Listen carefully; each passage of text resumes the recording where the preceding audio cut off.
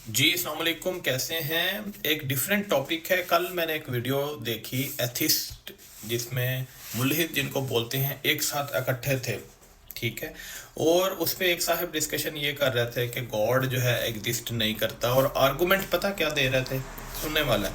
Argument ये दे रहे थे कि जिस तरह हमें पैदा होने से पहले नहीं पता कि हम कहाँ थे, क्या कर रहे थे, ठीक है, इसी तरह हमें मरने के बाद भी नहीं पता क्या करना, और हमें कोई अजाब नहीं होना, कोई इनाम नहीं मिलना, जिसमें हमें कोई फैसिलिटी नहीं मिलेगी या किसी किस्म का जवाबदेह नहीं होना पड़ेगा एग्जिस्टिंग लाइफ जो हम गुजार रहे हैं।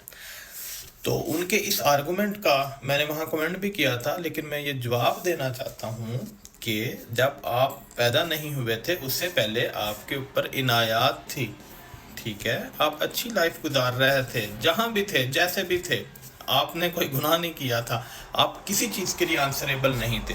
लेकिन जब एक प्रॉपर लाइफ आपको दी गई है, जिसके ऊपर रिस्ट्रिक्शंस भी हैं, इनामात भी हैं, एक टाइम फ्रेम दिया गया है, एक फ्री विल दी गई है। फ्री विल यानी कि अभी मैं ये कॉपी उठाना चाहूँ, मैं इसको फाड़ भी सकता हूँ और इसको मैं यूज़ भी कर सकता हूँ। It's depends on me. अब मैंने ये फाड़ दी, ओके, इसका मुझे गुनाह होगा कि मैंने वेस्ट किया है। सेम लाइक दिस, अगर मैं कोई इस तरह अपने एसेट्स ज़ाया करूँगा, रिस्क ज़ाया करूँगा, तो उसका गुनाह होगा। हाँ, इसको अगर मैंने यूज़ किया, यस मैंने इसको यूज़ किया ह्यूमैनिटी के लिए, एक डॉक्टर है उसने इसको यूज़ किया मेडिसिन लिखने के लिए, तो ये उसका स्वाब होगा। फ्री विल दी गई है आपको, आप कहते हो फ्री विल है, आप इतना बोल सकते हो, कोई रिस्ट्रिक्शन नहीं है। इस फ्री विल के होते हुए आप कहते हो कि आंसरेबल नहीं होंगे, और कहते हैं कि मरने के बाद हम इसमें बस जस्ट हो जाएंगे।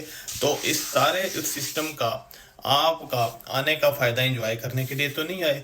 दूसरा ये कहते हैं कि हम उठाया नहीं जाएगा, कोई हिसाब नहीं होगा, एवरीथिंग विल बी फाइन। सिर्फ ये लाइफ क्यों दी गई, इसका आंसर नहीं देते, कहते जी इत्तेफाक है।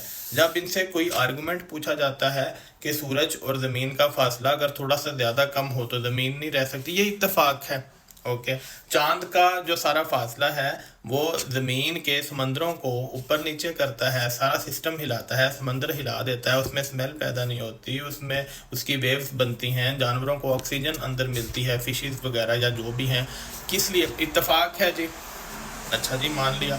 उसके बाद कार्बन डाइऑक्साइड, ऑक्सीजन, ये जो सारी चीज़ें हैं, इनके स्पेसिफिक अगर इसकी परसेंटेज ज़्यादा या कम हो जाए तो इंसान सर्वाइव नहीं कर सकता, ये इत्तेफाक है जी, ठीक है। इनका ये सिर्फ एक आर्गुमेंट होता है, ये इत्तेफाक है, हम वैसे ही आए हैं, कोई बनाने वाला नहीं है, कोई एग्जिस्टिंग नहीं है, सब चीज़ें नहीं हैं। तो मैं इनको एक और आंसर दूंगा, पढ़े लिखे तो ये खुद को समझते हैं, यस पढ़े लिखे हैं ना, तो आप मुझे एक प्रोबेबिलिटी पर बात कर लेते हैं, खुदा है या नहीं है, ओके। 50-50 पर बात कर लेते हैं, बकौल आपकी लैंग्वेज में बात कर लेते हैं कि आप कहते हो जी 50% चांस है, हो भी सकता है, नहीं भी हो सकता, क्योंकि ना होने की भी इनके पास कोई दलील नहीं है। या तो ये दलील देना कि नहीं है, एग्जिस्ट नहीं करता, ये कहते हैं आप होने की दलील दें, ना होने की हम नहीं दे सकते। हम इसको 50-50 कर लेते हैं, 50-50।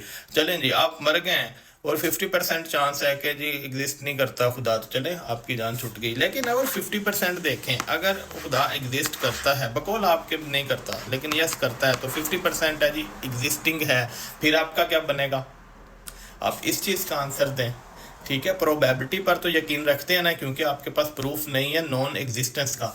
तो ये उनका एक आंसर था कि हम आंसरेबल नहीं होंगे। मैंने कोशिश की है कि आप लोगों को एलोब्रेट कर सकूं, आई डोंट नो कर पाया हूं या नहीं, लेकिन वो तमाम मज़ाहिब को, हिंदुज़म हो, क्रिश्चियनिटी हो, ज्यूइश हो, मुस्लिम्स हो, ठीक है, बुद्धिज़्म हो, सबको उन्होंने कहा जी no, not at all, existence of God नहीं है।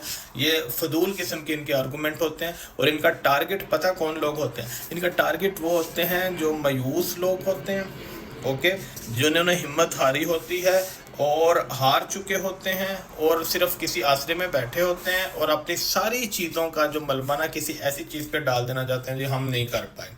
तो इनसे बचें, कोशिश करें इनसे अवॉइड करें, इनकी शक्लें देखने के काबिल नहीं, आप गौर से देखें तो एक मनहूस टपक रही होती है।